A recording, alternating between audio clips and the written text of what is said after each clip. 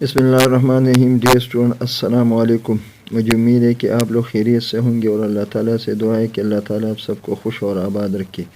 آپ لوگ میرا Urdu channel Urdu learning point دیکھ رہے ہیں، جس کی وساطت سے میں آپ لوگوں کے لیے کارآمد ویڈیو بنا کے پیش کرتا ہوں تاکہ آپ لوگوں کے لیے سیکھنے اور یاد کرنے میں بہت زیادہ آسانی ہو۔ تو آج یہ علامہ اقبال رحمۃ اللہ علیہ کی بہترین نظم جواب شکوہ کا یہ 12واں بند ہے کہ آج ہم اس ویڈیو میں اس کی تشریح کریں گے۔ تو ڈیئر اسٹوڈنٹ، سب سے پہلے میں اس نظم کا جو 12واں بند ہے میں آپ کے سامنے اس کی دہرائی کرتا ہوں، تو آپ غور و توجہ سے سنیں۔ ہر کوئی مست ذوق تن آسانی ہے، ہر کوئی مست ذوق تن آسانی ہے، تم مسلمان ہو یہ انداز مسلمانی ہے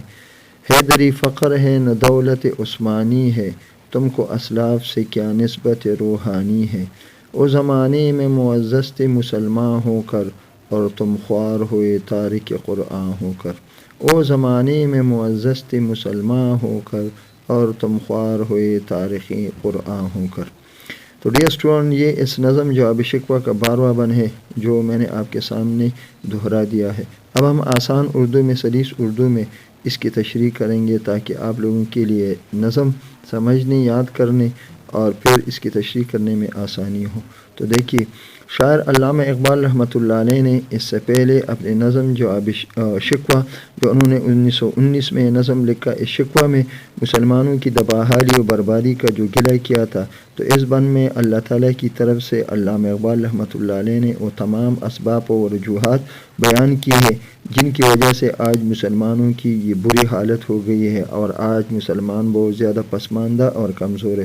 تو زوال کا پہلا سبب علامہ اقبال رحمۃ اللہ علیہ نے یہ بتایا کہ آج کا مسلمان تن آسان اور سست اور عیاش ہو گیا ہے، یعنی بہت زیادہ سست اور کامچور ہے، وہ محنت کا عادی نہیں رہا، وہ محنت سے جی چراتا ہے اور حرکت اور عمل پر یقین نہیں رکھتا، اور وہ آرام پسند اور سہولت پسند بن گیا ہے۔ آگے سوالی انداز میں علامہ اقبال رحمۃ اللہ علیہ مسلمان سے مخاطب ہو کر کہتے ہیں کہ تم کیسی مسلمان ہو، کیا یہ مسلمانوں کے طور طریقے ہیں؟ یعنی مسلمان تو ایسی نہیں ہوتے یا جیسے تم ہو، پہلے جو مسلمان گزرے ہیں وہ تو حرکت، عمل اور مسلسل جدوجہد پر یقین رکھتے تھے اور اپنے قوت بازو اور اپنی قوت ارادی کی بدولت آگے بڑھتے تھے، اور تم آج کے مسلمان بالکل بیکار اور سہولت پسند ہو گئے ہو۔ اگلے شعر میں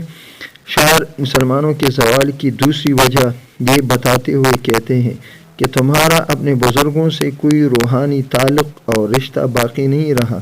تمہیں اندازہ ہی نہیں کہ تم کس طرح کے بزرگوں کی روایات کے وارث ہو۔ ارے تمہارے بزرگوں میں ایک حضرت علی رضی اللہ تعالیٰ عنہ تھے جو درویش صفت انسان تھے، اور جب وہ خلیفہ بنے تو ان کا فقر اور فاقہ بہت زیادہ مشہور تھا۔ اسی طرح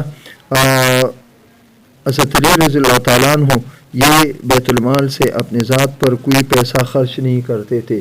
کہ فقر اور فاقہ کے باوجود آپ بہت خوددار تھے، اور اسی طرح غریبی میں، درویشی میں زندگی گزاری، کبھی کسی کے آگے ہاتھ نہیں پھیلاتے تھے۔ اسی طرح اللہ نے آپ کو اسد اللہ کا خطاب دیا تھا۔ اسی طرح خلفائے راشدین میں ہمارے بزرگوں میں ایک دوسری عظیم شخصیت حضرت عثمان غنی رضی اللہ تعالیٰ عنہ تھی،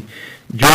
ایک امیر و کبیر تاجر تھے، مگر اس دولت مندی اور امارت کے باوجود آگ میں تکبر اور غرور نہیں تھا، آپ بڑائی ظاہر نہیں کرتے تھے، اور حضرت عثمان رضی اللہ تعالیٰ عنہ میں سخاوت یہ بہت زیادہ تھی۔ آپ رضی اللہ تعالیٰ عنہ نے اپنا مال دونوں ہاتھوں سے اسلام کی راہ میں قربان کر دیا تھا۔ ان دونوں بزرگوں کی مثال دے کر شاعر اقبال کہتا ہے کہ اے مسلمان، اگر تم غور کرو تو تمہیں یہ بات سمجھ آ جائے گی کہ تمہارے بزرگوں اور تمہارے آباء و اجداد کو جو عزت حاصل ہوئی تھی، اس کی اصل وجہ یہ تھی کہ وہ صاحب ایمان اور صاحب کردار تھے اور حقیقی معنوں میں مسلمان تھے، اور تم جو آج ذلت، تباہی اور پسماندگی کی زندگی گزار رہے ہو، اس کی اصل وجہ یہ ہے کہ تم سچی مسلمان نہیں ہو۔ تم نے قرآنی تعلیمات اور آپ صلی اللہ علیہ وسلم کی مبارک سنت کا راستہ یہ چھوڑ دیا ہے، ان سے منہ موڑ رکھا ہے۔ قرآن جو کامیابی کا ذریعہ ہے، تم نے الماری میں زینت بنا کر رکھا ہے۔ اس لیے اگر تم کامیابی چاہتے ہو تو اپنے بزرگوں کی زندگی سے سبق حاصل کرو اور ان کے نقش قدم پر چلو اور قرآن عظیم الشان کی تعلیمات کو اپناؤ، تو اللہ تمہیں وہ ماضی کا وہ بہترین دور، اللہ وہ کامیابی اور عزت و اکرام تمہیں عطا کر سکتا ہے۔ جس طرح علامہ اقبال رحمۃ اللہ علیہ کے ایک شعر ہے،